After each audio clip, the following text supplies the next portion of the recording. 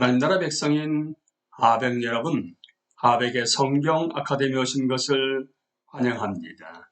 이 시간은 로마서 20강 시간으로 함께 나눌 주제는 은혜 아래 들어오다의 로마서 3장 1절부터 20절입니다.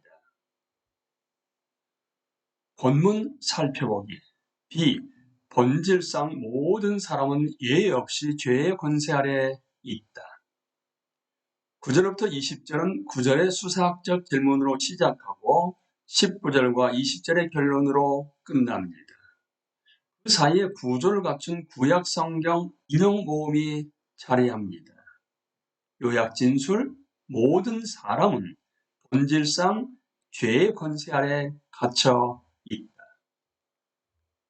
그러면 어떠하냐? 우리는 나오냐? 결코 아니라. 왜냐하면 유대인이나 헬라인이나 다, 그러니까 유대인과 이방인이 똑같이 죄 아래에 있다고 우리가 이미 선언하였느니라. 바울은 논증을 요약하면서 시작합니다.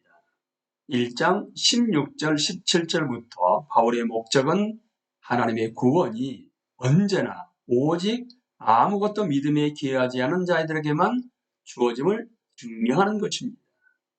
이는 하나님이 다른 모두에게 매우 진노하시는 것이 옳기 때문입니다.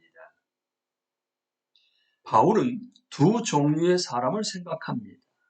1장 18절부터 32절에는 나쁜 행동을 지지한, 그러니까 옳다 하느니라 악한 사람들이 나옵니다. 바울의 독자들은 그들이 정죄받아 마땅하다는 데 동의할 것입니다.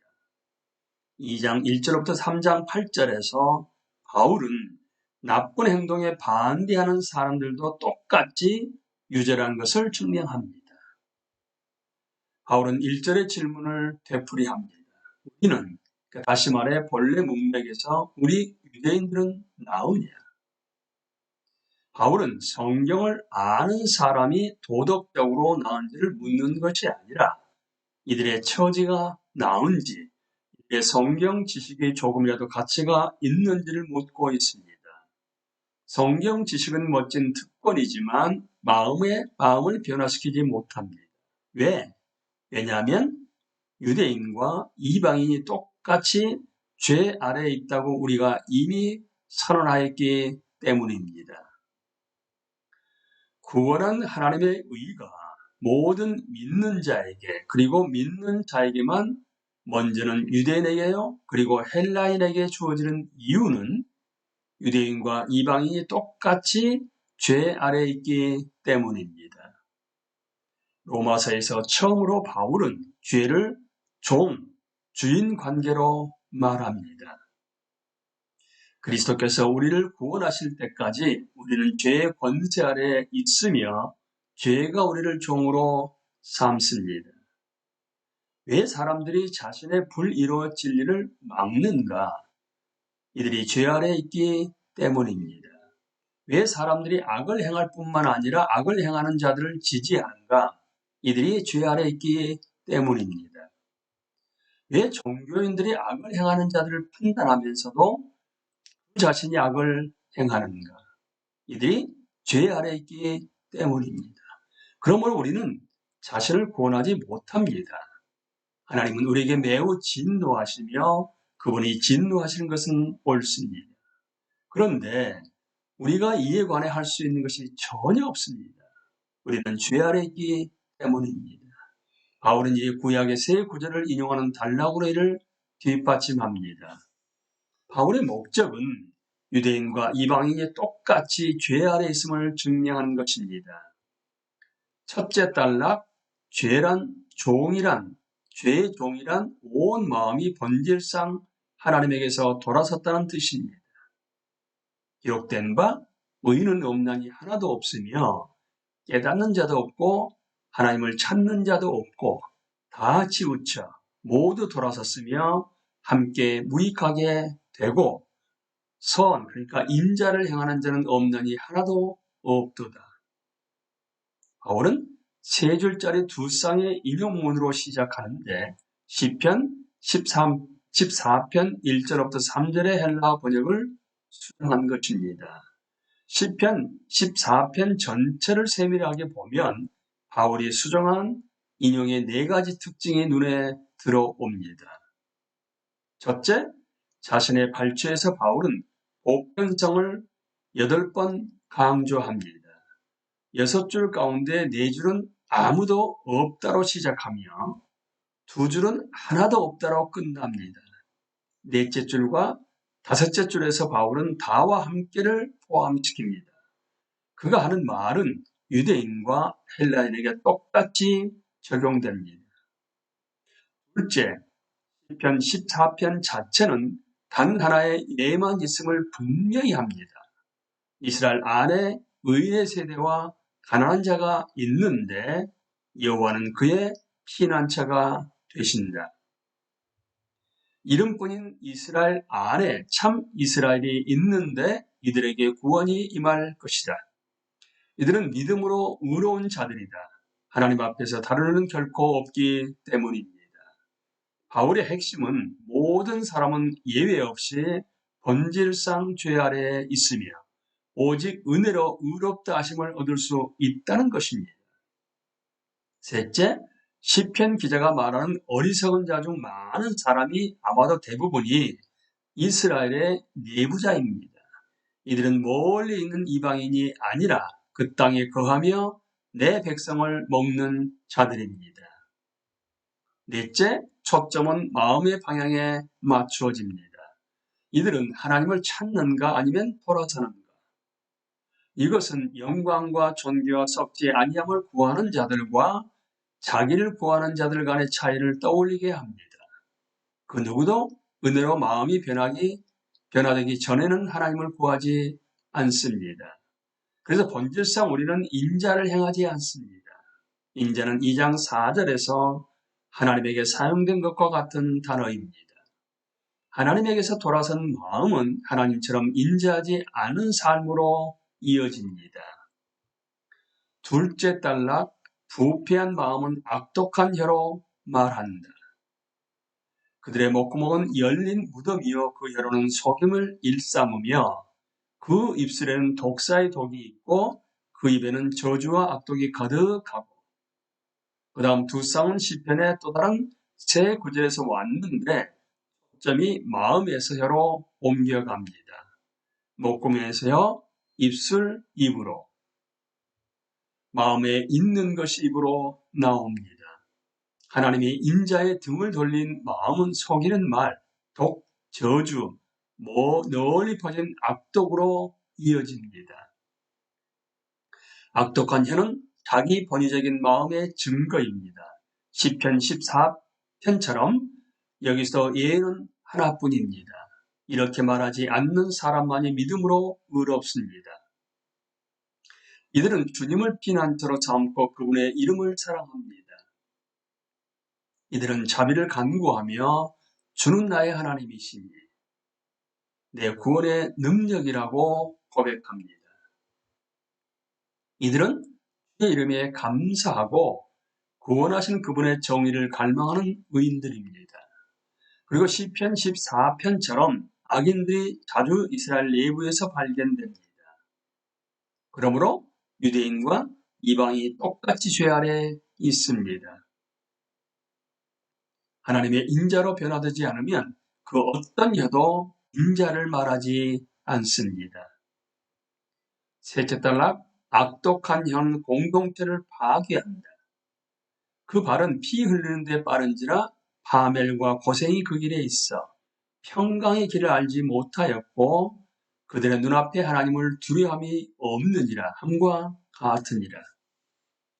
자기 본의적인 마음은 악독한 혀로 이어지고 악독한 혀는 아픔을 낳습니다.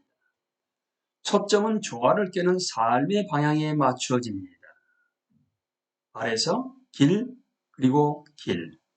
이사야 59장 1절로부터 20절 문맥에서 이스라엘 내부의 의로운 남은 자들이 이름뿐인 하나님 백성 내부의 불신자들에게 억압당합니다. 종교적 불신자는 하나님의 백성 사이에서 숱한 문제를 일으킵니다.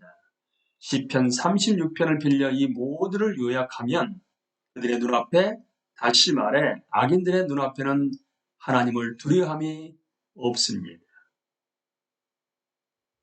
본성적으로 그 누구도 하나님을 두려워하지 않습니다.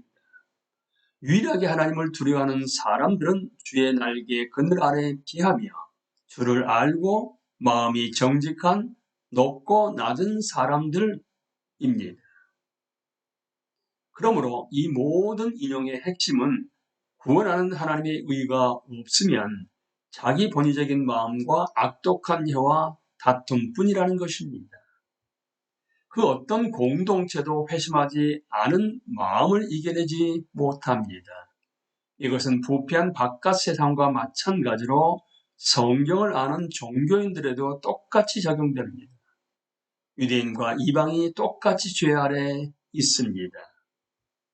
결론, 성경은 이 모두를 폭로하지만 단지 이를 아는 것만으로는 우리에게 아무 유익이 없습니다.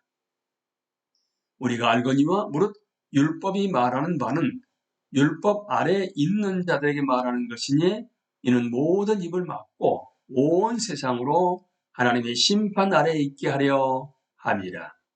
그러므로 율법의 행위로 그의 앞에 의롭다 하심을 얻을 육체가 없나니 왜냐하면 율법으로는 죄를 깨달음이니라. 바울의 목적은 모든 입을 막고 온 세상으로 하나님의 심판 아래 있게 하는 것입니다. 피고는 자신을 변호할 말이 없습니다. 더는 이렇게 항변하지 못합니다. 그건 내 잘못이 아닙니다. 당신이 나처럼 깨어진 가정에서 살았다면 난 피해자일 뿐이라고요. 난 최선을 다했습니다. 나보다 못한 사람들이 수두룩합니다. 우리는 하나님이 우리 모두에게 진노하시는 것이 옳음을 인정해야 합니다. 우리가 생각하기에 더 어려운 과제는 그리스도에 관해 전혀 들어보지 못한 사람들이 이것을 인정하도록 납득시키는 것입니다. 바울은 지혜롭습니다. 그는 누가복음 15장에 나오는 맏아들을 이해합니다. 그 자신이 맏아들이었기 때문입니다. 바울의 가장 큰 과제는 성경을 알고 하나님이 자신들에게 진노하시는 것이 옳음을 실제로 받아들일 수 없는 훌륭한 사람들의 항변하는 입을 막는 것입니다. 10절부터 18절에서 바울은 성경을 인용했습니다. 무릇 율법이 말하는 바, 여기서 율법은 구약 전체를 가리키는 넓은 의미로 사용됩니다. 이 정죄 구절들은 율법 아래에 있는 자들에게, 다시 말해 유대인들에게 말합니다. 이 구절들은 단지 저쪽에 있는 더러운 죄인을 정죄하는 것이 아니라 마음이 영으로 변화되지 않은 이름뿐인 유대인을 정죄합니다. 그러므로 인용된 구절들은 스스로 의롭다는 자들의 항변하는 입을 막고 진노의 날, 곧 하나님의 의로우신 심판이 나타나는 그날에 온 세상이 하나님의 정죄가 옳았다고 인정하리라는 것을 분명히 합니다. 바울은 이렇게 결론 짓습니다. 그러므로 율법의 행위로 그의 앞에 의롭다 하심을 얻는 육체가 없나니 율법으로는 죄를 깨달음이니라. 바울은 로마서에서 처음으로 율법의 행위라는 중요한 표현을 사용합니다. 율법의 행위. 바울은 이 표현을 총 6회, 그러니까 로마서에서 2회, 갈라디아서에서 4회 사용합니다. 율법의 행위로 하나님과의 바른 관계에 이르려 애쓰는 자는 영광과 종교와 썩지 아니함을 구하고 율법을 행하며 율법과 율법의 요구를 지킴으로써 참 유대인이고 마음의 율법에 순종함으로써 마음이 변화되지 못한 이름뿐인 유대인을 정죄할 진정한 신자와 같지 않습니다. 행위로 하나님과 바른 관계를 이루려, 그러니까 의롭다 하심을 얻으려 애쓴다는 것은 인간의 주도권을 의미합니다. 이는 하나님이 나에게 진노하시지만 내가 여기에 대해 할 수 있는 것이 전혀 없음을 부정하는 말입니다. 믿음으로와는 정반대인데 믿음으로란 받을 자격이 없는 구원을 얻으려고 빈손으로 하나님 앞에 나온다는 뜻입니다. 율법의 행위, 즉 모세 율법으로 이렇게 하려 한다는 것은 구체적으로 유대인의 방법으로, 그러니까 유대인의 향취가 나는 행위로 곧 우리가 성경 지식, 교적 특권, 십계명에 순종하는 도덕적 성취라고 부를 수 있는 것들로 이렇게 하려 한다는 뜻입니다. 이것은 유대인이 자신을 이방인과 구분하라고 지키는 것들, 그러니까 남성 할례, 코세르 음식법, 안식일보다 훨씬 깊습니다. 유대인을 구분해주는 이런 것들이나 경계 표준을 신뢰하는 것은 분명히 좋은 일입니다. 그러나 율법의 행위는 이보다 깊습니다. 갈라디아서 3장 10절에서 바울은 율법의 행위를 의지하는 자는 저주 아래, 그러니까 신명기 27장 26절에 나오는 언약의 저주 아래 있다고 말합니다. 신명기의 이 저주는 언약의 하나님께 충성하지 않으며 마음이 강팍하고 돌아선 모두에게 임합니다. 이 저주는 마음이 변화되지 않은, 그러니까 마음의 할례를 받지 않은 자들에게 임합니다. 이것은 참 하나님에게 충실한 마음에 관한 것입니다. 우리 가운데 그 누구도 본성적으로 이러한 충실함을 보이지 않습니다. 따라서 율법의 행위로 의지한다는 말은 예수 그리스도를 믿고 믿음의 성령을 받는다는 말과 정반대입니다. 율법의 행위가 우리를 하나님과의 바른 관계로 이끌지 못하는 이유는 성경 지식이 멋진 것이지만 마음을 변화시킬 수는 없기 때문입니다.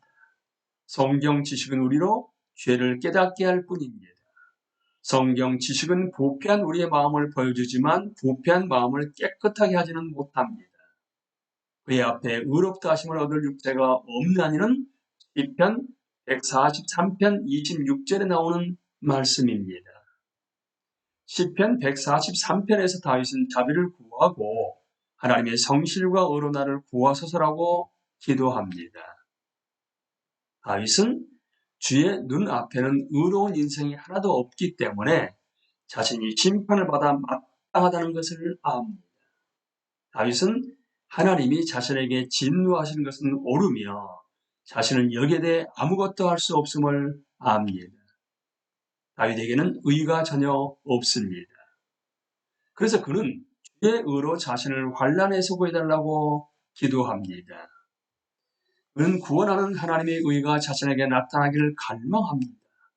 바꾸어 말하면 그는 약속된 그리스도를, 하나님의 모든 약속이 그 안에서 예가 되실 그리스도를 갈망합니다. 다윗은 율법의 행위가 아니라 그리스도에게서 계시된 구원하는 하나님의 의로 의롭다 하심을 얻으려고 합니다. 우리는 이 시간에 은혜 아래 들어오다의 로마서 3장 1절부터 20절 말씀에 대해서 함께 나누었습니다. 강의를 마치겠습니다. 감사합니다.